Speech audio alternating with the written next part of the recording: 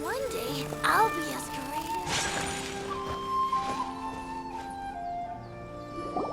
great. That was quick. Ah, young people are so handy. Younger people have bundles of energy, and older people have a wealth of wisdom. Each have their strengths. Speaking of youth, do you know what? It's been 50 years this year. Oh, so it has. Goodness, how the time flies. You barely notice as the years go by, but then suddenly 50 years have passed. 50 years since what? Some important day? Well, if you must know, it was 50 years ago, back in the days when this young lady was still trying to win me over, that... Oh, stop trying to impress them. We both know you were the one who was hopelessly smitten and desperately trying to win my affection. Well, maybe you're right. 50 years ago, I proposed to my wife at the Naganahara fireworks show. We've been together ever since. To tell the truth, I was still a little uncertain. I wasn't sure what I was doing when I walked into the Naganahara's shop and ordered my firework. Even as it was rising up into the sky, I still had no clue what I was going to say. But then it exploded, the sky lit up. I looked back at her and saw her eyes twinkling in the light of the fireworks. Before I knew what was happening, apparently, I'd already said it. And, well, she'd said yes. 50 years. In some ways, it's a long time. In others, it's no time at all. Really, it's just a number.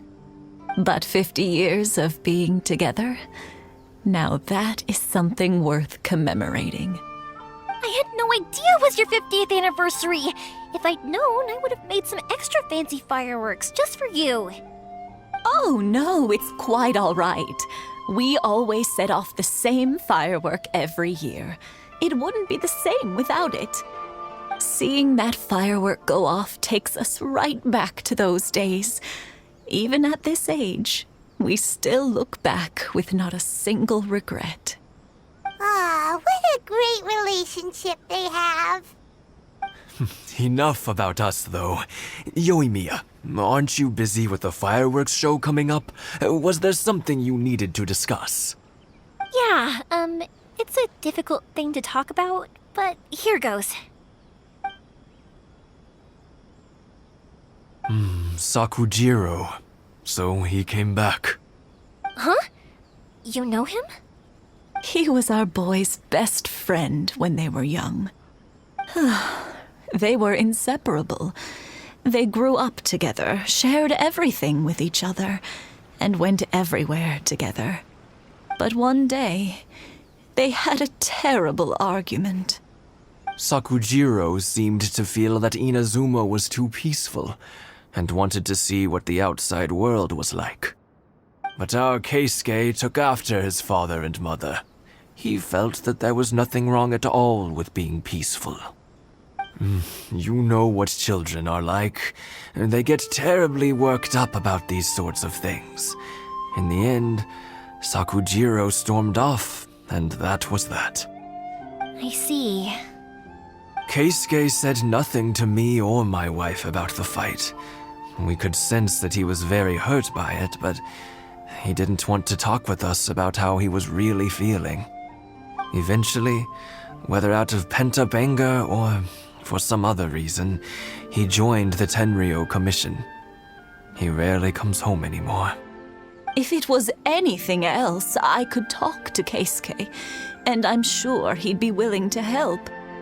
But since it's Sakujiro, I don't feel there's any way we can get involved. What a strange coincidence. Who'd have thought? I understand now. When I asked Sakujiro why he came back, he just said because of past mistakes and wasn't willing to elaborate. Now I finally understand why he can't decide what to do. Two best buddies in childhood.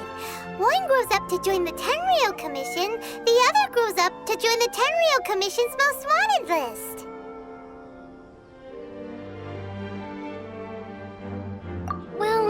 worries. If that's the case, then never mind. We can find some other way to help Sakujiro. There's no need to make things difficult for you. This sounds like something for Sakujiro and Keisuke to resolve between themselves. Yes.